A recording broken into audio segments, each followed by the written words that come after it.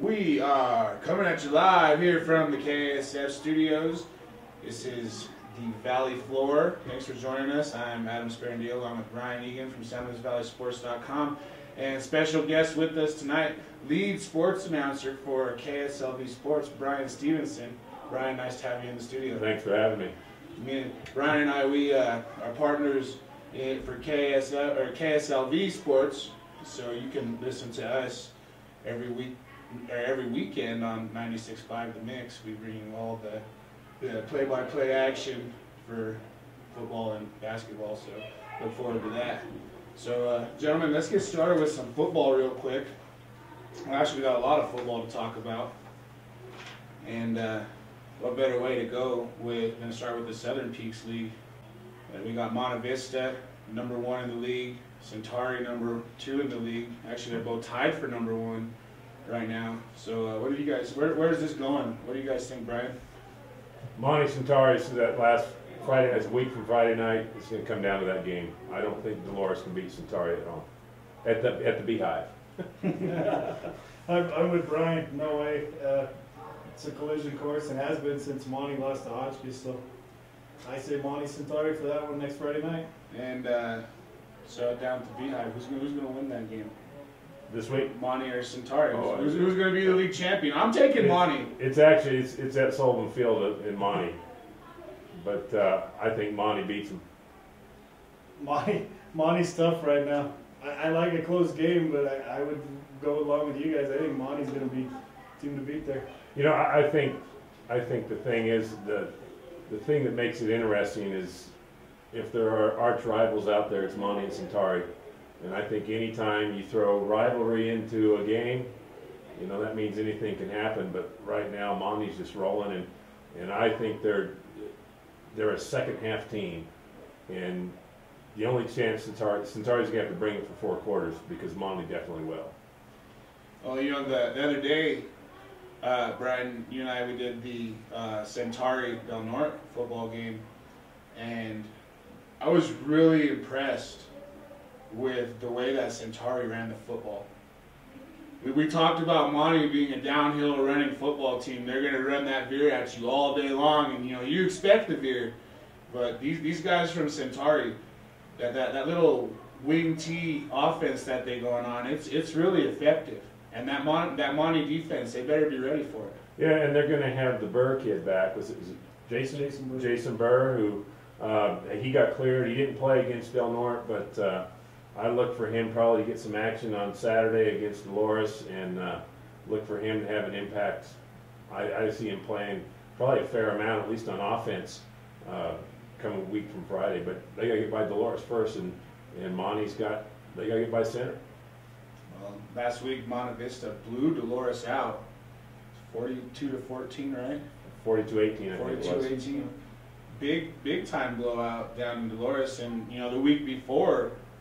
Dolores, they knocked out Del Norte, and that raised a little bit of eyebrows in the Southern Peaks League. And you know, I think Monte kind of closed all doubters in knocking off them last week. So I think it's definitely going to be a 4-quarter matchup between these guys in 2 weeks. I'm really looking forward to it. Well, and Ryan, I haven't seen Dolores play. I was talking to a couple of kids from Monte, and they said that they're really pretty tough and they hit hard and played well. But I think coming to Centauri, I've heard they play well at home. Yeah. And I think the Falcons will get them down in La Jera this weekend. The only thing I've heard on Dolores, sadly enough, is from some parents down in Del Norte saying how the refereeing was bad for that game, but I haven't seen much on Dolores, so I'm like you. I think Centauri's going to be tough to beat at home. And then on to Monte, and right now, like you guys are saying, Centauri running game, I think the X factor for that game is going to be Sanchez. Ability to throw, not taking anything from Jarvis from Centauri, but I think Sanchez's arm could be the key in that game against Centauri. I think Sanchez, if Monte Vista's coaching staff can get Sanchez in the rhythm fast and complete short passes for minimum gains, just to get him in the rhythm, get a little bit of, confidence and flow into the ball game, and I think he'll be great. Now Jarvis, the first game that we did when we seen him in against Center a couple weeks ago, he was unstoppable in the passing game.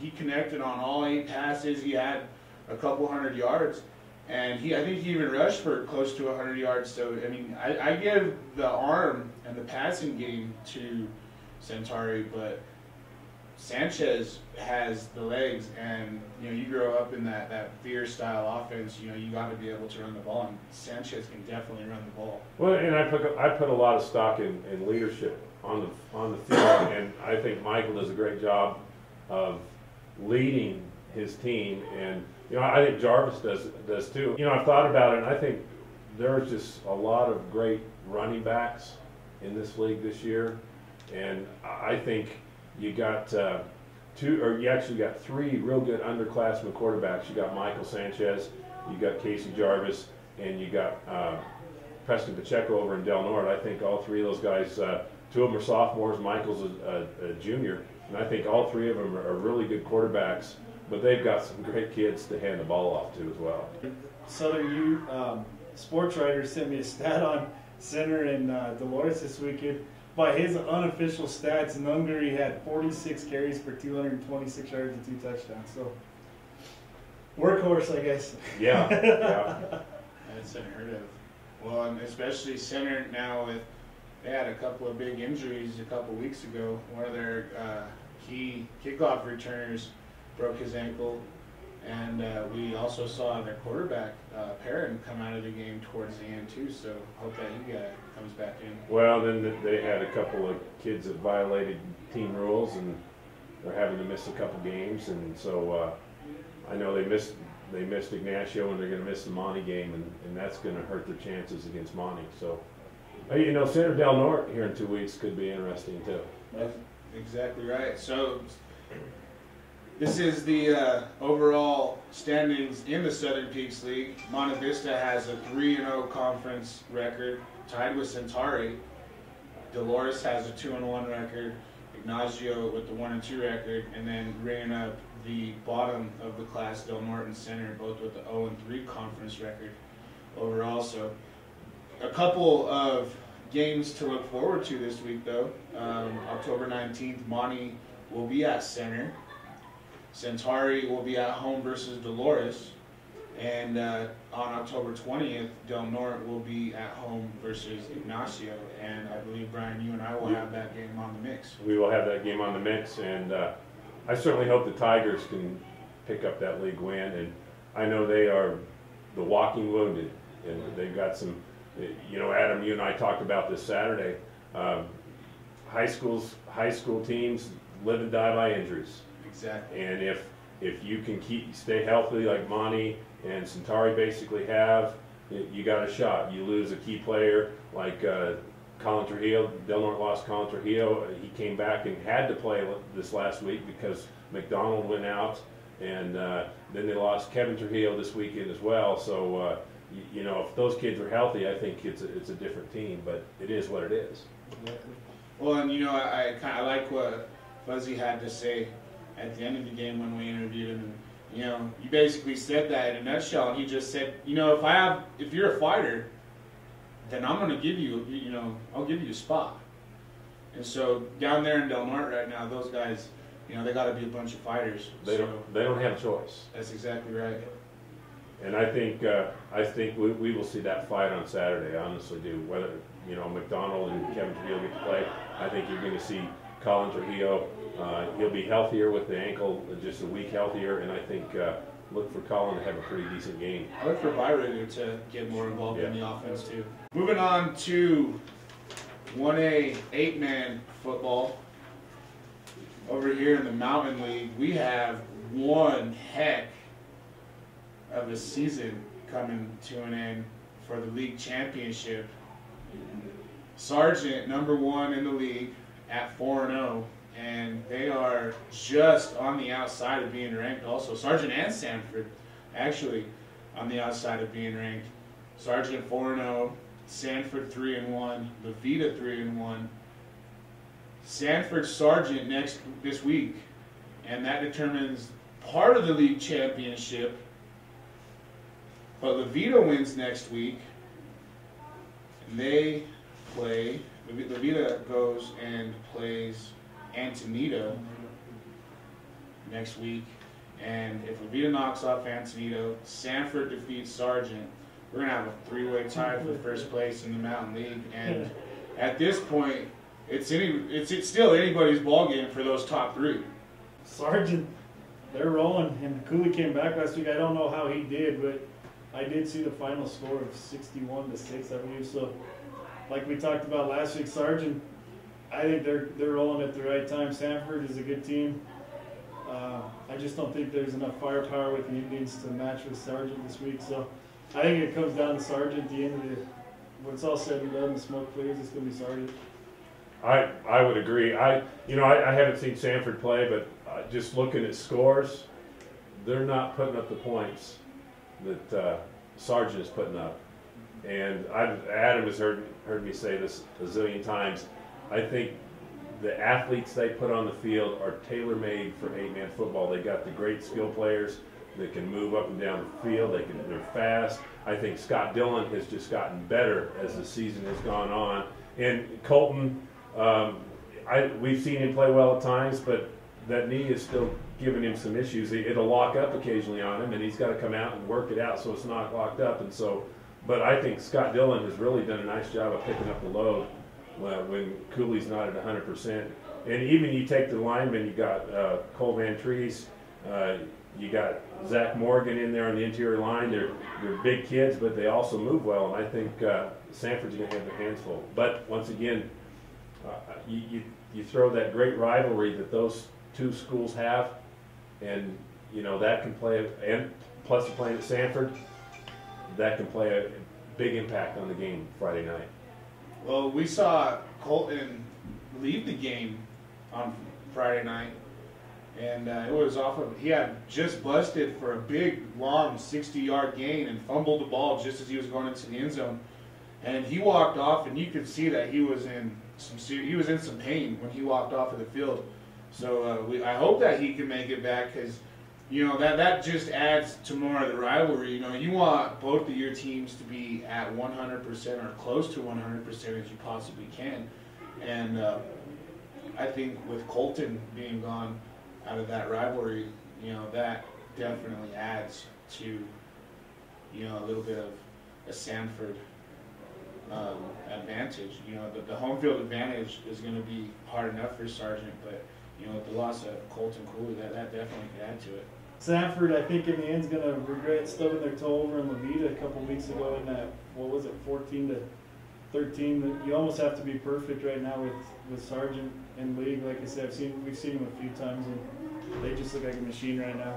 Well, and Brian hit it on the nose with him saying that Sargent is tailor-made for 8-man football. Trevin Pepper he's got state championships. He grew up in the 8-man system over at San Grady Cristo for all those years. So, he's got an 8-man pedigree that only he can bring to this valley. And, I think, just like both of you guys, when all is said and done, Sargent will win the Mountain League title. And then it is wherever they got to go after that.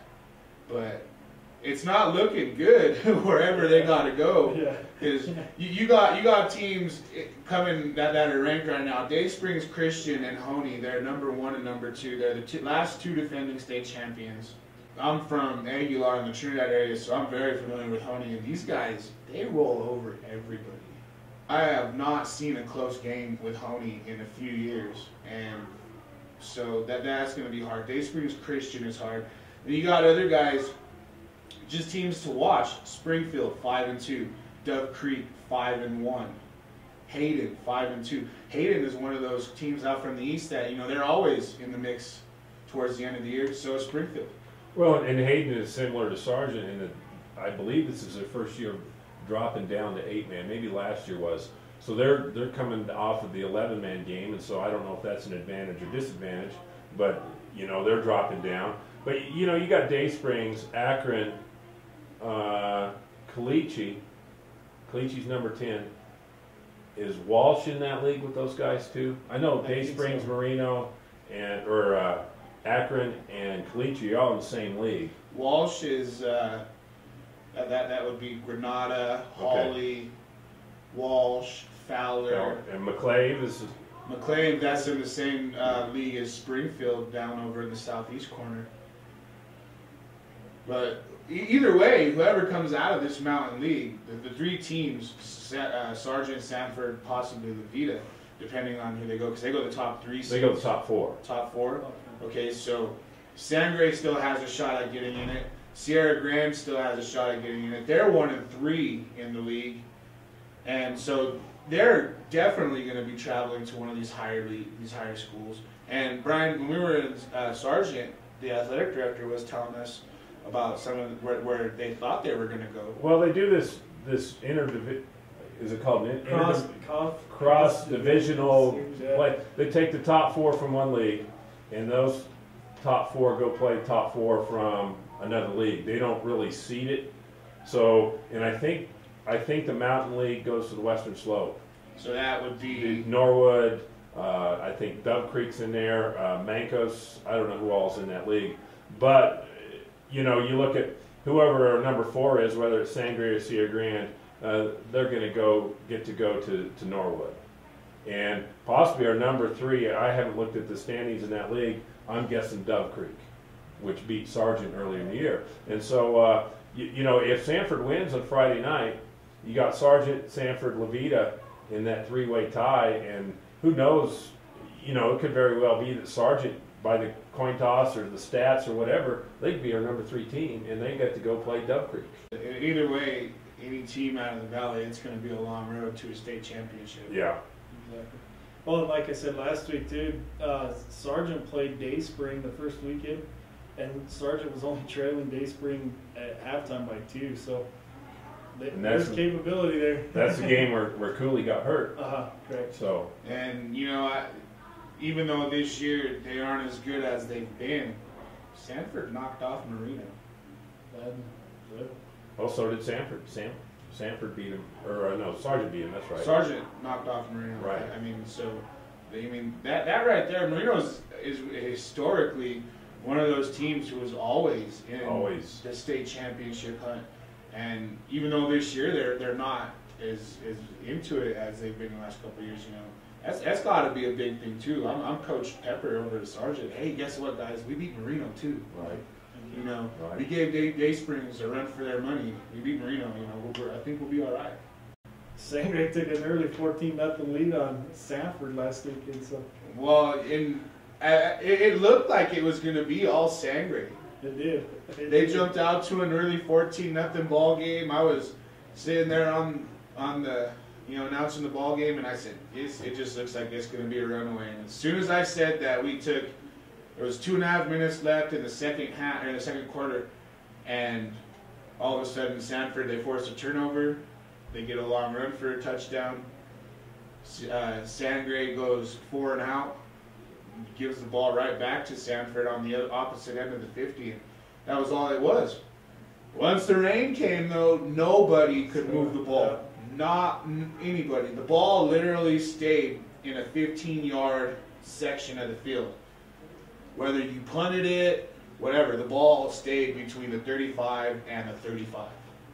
Oh, that was it. Nobody could move the ball past that.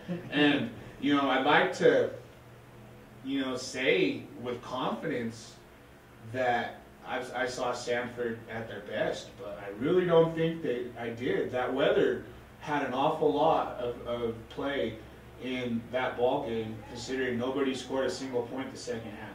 A game with no weather, combined with the rivalry, combined with the fact that this has the league championship at stake, Friday night, it don't get no better than that. No, it's going to be fun. Be a good game. Brian and I will have that game on the mix. Yes. And so you can listen to that on 96.5, kickoff at 7 o'clock. So last week, Sargent blew out Antonito, Sanford squeaked out of Sangre, and Levita knocked off Sierra Grande. Levita is still in the hunt, And, you know, we saw them in Sargent earlier this year, and they didn't look horribly bad. But then again, they don't look as good as their record shows either. No. This week, Sargent goes to Sanford for the league title, and Nito tries to knock Vista out, and Sierra Grande plays in Monte. I think Sangre is going to be your number 4. I think Sangre will probably be Sierra Grande.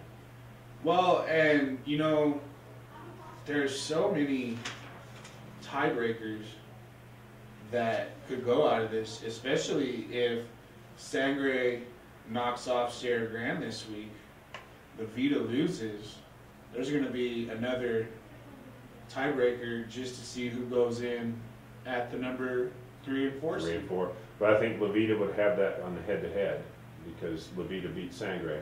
I don't see Antonito beating La Vita. I think Antonito is maybe 2 years away because they were playing a bunch of freshmen and sophomores the other night, and you know that their quarterback, that Garcia kid, I thought he looked pretty decent, and I think, you know, they're going to be much more competitive in the next year or two. But I think so. I don't see him beating La Vita. All their star players are awful young. No. Alamosa, they're on a 2-game winning streak. They beat Trinidad and Dolores Huerta. And they finish up the season on a 2-game road trip. They go to number 4 seed in the Tri-Peaks League, La Junta, and number 2 seed in the Tri-Peaks League, Manitou Springs. Just like in the Mountain League, this Tri-Peaks League looks awful competitive. You got Florence 6-1 and Manitou 6-1. Florence 5-0, Manitou 4-1, and Florence obviously was the one who knocked off Manitou, and La Junta and Trinidad 3 and 4. La Junta would have the tiebreaker over Trinidad. Alamosa would have a tiebreaker over Trinidad, and so still in the Tri-Peaks League, this is anybody's match. Do they still do the points? I'll be honest, I haven't followed 2A since Monte dropped down. I believe they do points. And so you get the top 2 in each league automatically go, or is it? I think it's the top 2, and then the wild cards are determined by some sort of point system. Exactly. Yeah, you're right. And so I don't know if they still do that. You know, I don't know if Alamosa at 5 and 4 would have a shot. It's just hard to say. The point system is, in a way, it's kind of nice because it's cut and dry. There's no, you know, no question about who should be in there. But in the same token, you know, I'm not sure how those points are calculated. So I seen the first half of film from Alamosa's game against Dolores this weekend, and Bailey Garcia has made a huge difference to what Alamosa does offensively. They target him, it seems like 6-7 times a game, and I know his first game back out of eligibility, I believe he had 9 catches for over 100 yards. So tough situation there. You know, everybody knows how that played out, but he's definitely fit into what Alamosa is doing. And actually, since he's came back, Alamosa has been running the hurry up more effectively than prior to. So I'll tell you what, it would just imagine how good Monte Vista's offense could be if Bailey Garcia was still there. well, you put Cooper on one side and Bailey on the other, and you got 2 deep threats. agreed. That right there automatically makes Monte Vista a state title contender, I think. Oh, Yeah. exactly. Yeah. Definitely. So, guys, I think we all have it in agreement that Monte will take the Southern Peaks, Sargent will take the Mountain League, and, you know, in the Tri-Peaks League, Florence, they're the #1 team in the state. So I'm going to ride the Florence bandwagon all the way to the state championship. I'll join that wagon with you. We'll see. Oh, you get some of those private schools from Denver in there, and you know, Florence is definitely defending state champs, and but you know, somebody, I don't remember who it was, just killed them early in the season. I know it's early in the season, but I think it shocked everybody. It's Buena Vista. Yep. Buena Vista. So. And they're ranked #1 right now, aren't they? Buena Vista's #1 in the 1A. 1A. This was so great about high school sports, all the rivalries that take into place, and then you throw in a league championship implications here and there. It just adds to the glory, it adds to everything. And you know, on top of that, I'll tell you what, I am so excited to call Sgt Sanford. That, I mean, we talked about this for basketball season last year. I said, I hope we get a chance to do this game. I heard that they were dropping down. You know, it was these guys. They do such a good. They play so good together during basketball season. You know, this is a dream football matchup. Well, and it's like you and I talked also and said the other day. Is to me, it's a very healthy rivalry. You know, the kids are out there and they will go out and they will hit each other and they will play hard, but they will leave it on the field. They respect each other a lot. They don't necessarily, I don't think they necessarily like each other, but they respect each other. And you know, somebody's not going to be happy after the game, but you know that's where it will stay. And you know, these kids will see each other at McDonald's or Walmart or wherever, and they will acknowledge each other in a positive way. And that to me is what makes it a healthy rivalry. And that's what to me is part of what makes it a lot of fun. Welcome back to the Valley Floor. I'm Adam Sparandil, along with SanLuisValleySports.com, Ryan Egan, and KSLV's very own Brian Stevenson. Once again, Brian, thanks for joining us here in the studio tonight. This is fun. Always Enjoy a pleasure. And Ryan, got some volleyball news for us. Number 1, Valley's 20-0. Number 2, St. Mary's 16-1. IML foe number 3, Bayfield 15-2. Platte Valley number 4 is 11-5. Eaton is number 5. Platte Valley is number 4. Eaton is number 5 at 15-4. Manitou Springs is number 6 at 12-5. Colorado Springs Christian is number 7 at 12-5. Gunnison 14-3 at 8. 9 is Roaring Fork 15-2, and 10 is Middle Park 14-1. 2A. Number 1, Lutheran still undefeated this week, 17-0. Number 2, Sinless 17-0. Number 3, Akron 16-1. Number 4, Swing 16-1. Resurrection Christians 12-4. Number 5, Paoni is number 6 at 16-1. Number 7 is Byers 14-3. 8 is Rye 13-2. 9 is Sangre de Cristo at 9 with 16 wins and 1 loss, and number 10 is Sanford 13-1, and they have Del Norte as a team to watch at 14-2. But kind of like we talked last week, Adam, it amazes you to see a team ranked number 5 with a 12-4 record when you have Sangre de Cristo at 9 with a 16-1, Sanford at 10 with a 13-1. And Del Norte, who's not even ranked at 14-2. Well, you know, I did the Centauri Alamosa game last week, on Chassa.tv, and you know, one of the coaches that I was talking to for Alamosa, you know, he had a really interesting bit to say, and you know, he's like, our team is better than our record shows.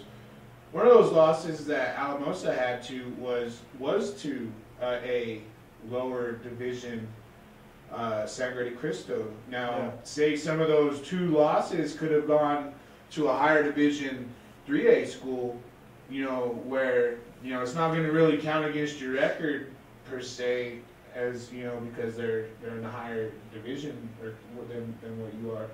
But, you know, it does. It really makes you question who puts the rankings in this order, because Sangre de Cristo 1 loss all season long. Yeah. And they are a 1-loss school, or 1-loss volleyball team that literally shuts their opponents out in 3 straight sets. Agreed.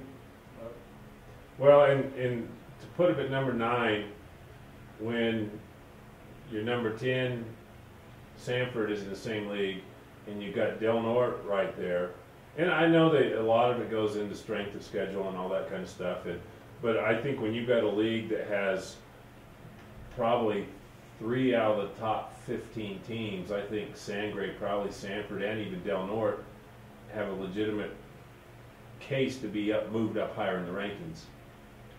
I agree. Del Norte was undefeated going into last weekend, and one of their 2 losses was a set where they were swept by Sangre de Cristo. So makes me wonder. I don't see the logic in this one at all. Well, but didn't they lose to Telluride? Right after, exactly. Okay, yeah. so who is, I know who Telluride Telluride, is, exactly. but it's Telluride. Exactly. You know, and to me, I see, okay, I can understand we're not going to drop you too much because you lose to Sangre, who's right up there, but then you drop to Telluride. Exactly. And so that's going to put the whammy on you.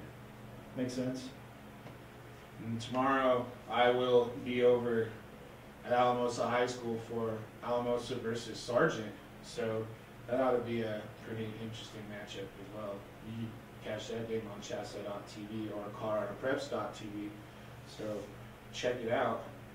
And also, Ryan, looking forward to next week. You said we have a special guest coming to the studio? Yeah, reached out, got email to Alamosa varsity golf coach Gary Smith. He's got a really cool story. Like I said earlier this year, I don't think I'd do it justice by telling the story, but hopefully we can get Gary in this next week and he can talk about the 3 that qualified to the state in Denver, and then talk about his story that happened. Personal family story, and like I said, it's one definitely don't want to miss because this is a really good story. So hopefully we can get Gary in next week. Definitely gonna have to tune in for that one tomorrow or next week. And before we sign off, I just want to let everybody know that you can catch the Valley Floor every Monday night at 7:30 here on 90.9, and you can also check it out with Grizzly Media Productions.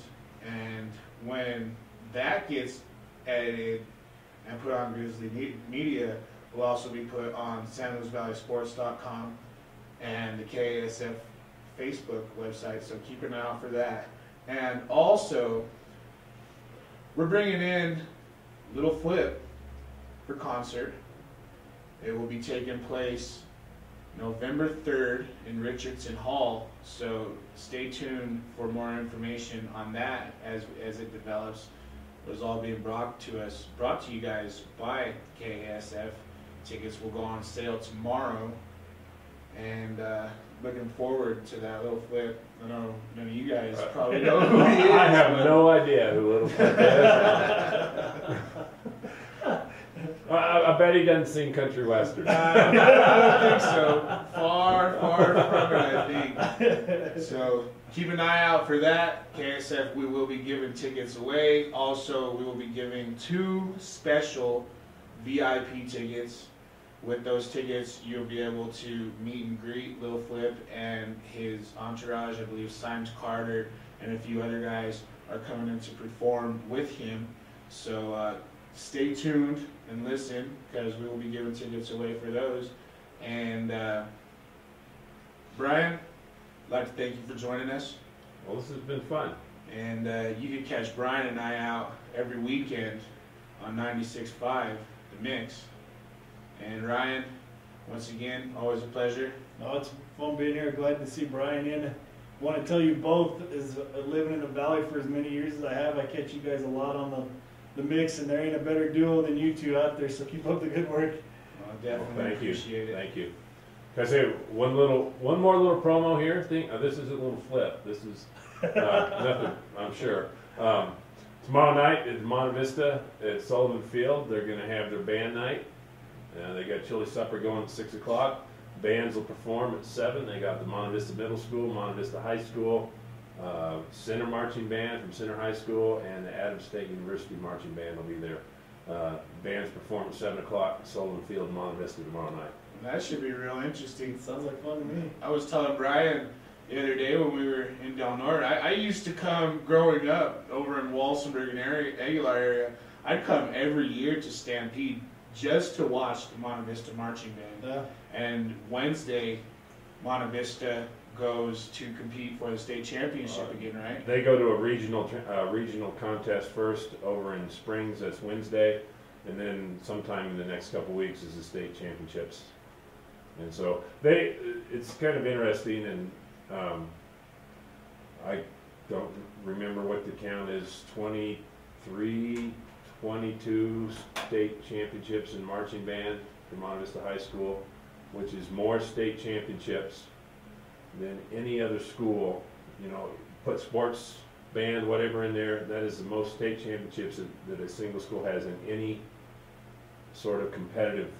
And I realize it's not football, you know, they'll say, but it's not football. But you know what? It's a state championship. Exactly. And you got to get 50 kids out there, 100 kids out there, whatever your number is, marching together, playing together. So it's, you know, I realize it's not football, but it's not easy either. I was a drum major for my high school band for 4 years. And I know she's not listening, but shout out to my high school band teacher, Shelly Wagner. She's battling breast cancer right now, so big shout out to her. But I was a drum major for 4 years in my high school band, so I know exactly how hard it is to get a marching band to compete, to march, to do everything. So big shout out to Monte Vista High School and their marching band. But once again, guys, we'd like to thank you for joining us, and we'd like to thank everybody for listening.